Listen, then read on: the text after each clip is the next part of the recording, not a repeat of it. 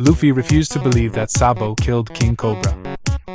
Then, he insisted that they should go to either Alabasta or Marihoa where the princess, Vivi, went missing.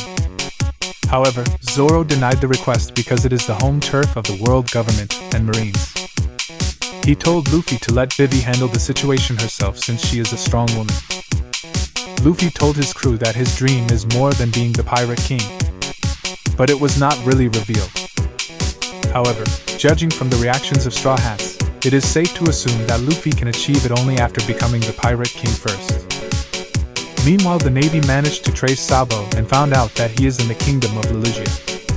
Sabo told the dragon that he did not actually assassinate King Cobra. He also said he saw something terrible in Marihoa. Before he relayed the full report, something popped out in the sky of Lulusia and destroyed the whole kingdom. After that, the revolutionary army completely lost the communication with Sabo. A few days later, Straw Hats faced with an enormous warm eddy in the sea.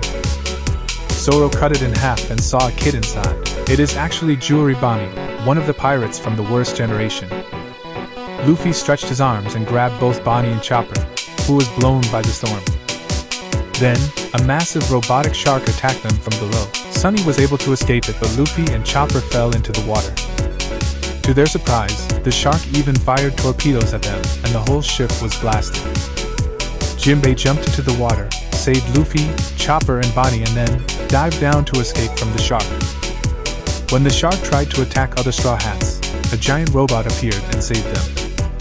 Jinbei, Luffy, Chopper and Bonnie ended up on an island called Egghead. Bonnie explained that it is actually a government island that houses Dr. Vegapunk's laboratory. After being rescued by a giant robot, the rest of the crew met a girl inside the robot. She claimed to be Vegapunk and said that she was only trying to get rid of the mecha shark because it turned out to be her failed experiment. She is actually one of the clones of him named Lilith, the evil. She said she is running out of budget for her research and asked the Straw Hats to hand over their valuables. As soon as she summoned mecha sea beasts to threaten them, she got a call from a guy named Shaka. He told Lilith to stop plundering and bring them to him instead. Meanwhile, Bonnie, Luffy, Chopper and Jinbei tried to sneak into the town. Bonnie said she came back to the island to take revenge for her father who was turned into a cyborg by Dr. Vegapunk. In the town, they saw giant robots, holographic beasts and banquet. While they were wondering how the town is a tropical despite being on a winter island, a big robotic girl arrived and explained them. When Luffy asked her if she is also a hologram, she punched him right in the face. She also claimed to be Dr. Vegapunk and her name is Atlas, the Violent. At the same time, Cypher Pole agents are on their way to Egghead Island. Their plan is to return the Seraphim to the island and eliminate the real Dr. Vegapunk, including all 6 clones of him. After eating all the foods from Atlas's automated cooking machine, 3 of them were totally stuffed to bursting. Then Atlas said farewell to them and went back to her work. They also found a machine where they can change their clothing. Clothes are surprisingly light and breezy cool despite being seen to be heavy.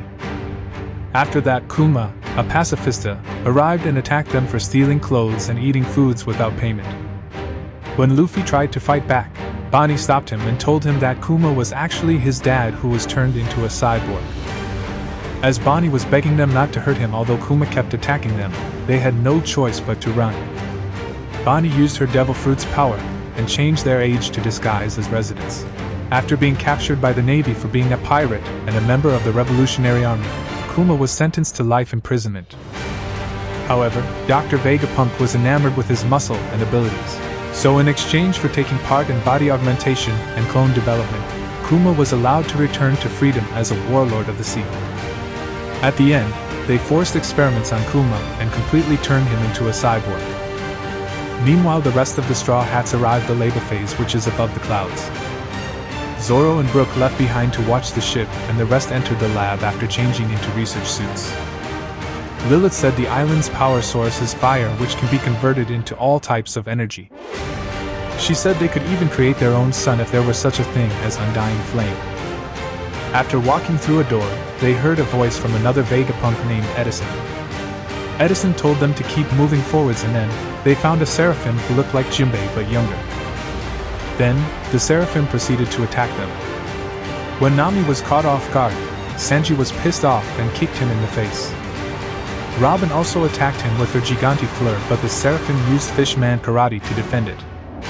Usopp took the chance and engaged him from a distance, but still ended up being speed blitzed. Then, Frankie told Usopp not to move and shoot the Seraphim with the laser. Edison, the thinker, was the one controlling it, and Pythagoras, the wise, was analyzing the battle data. When Lilith scolded Edison for almost losing an expensive Seraphim, he said he got ideas for a new invention and left them. The Vegapunk, who was responsible for eating, sleeping and defecation on behalf of other punks, is York, the Green. Then, Shaka, the Good, arrived and stopped both the Seraphim and the Straw Hats. Their shoes were stuck on the floor, and they were forced to stand down. Shaka said that Egghead Island is actually in the past. He further expounded that there was also a highly advanced kingdom that existed 900 years ago.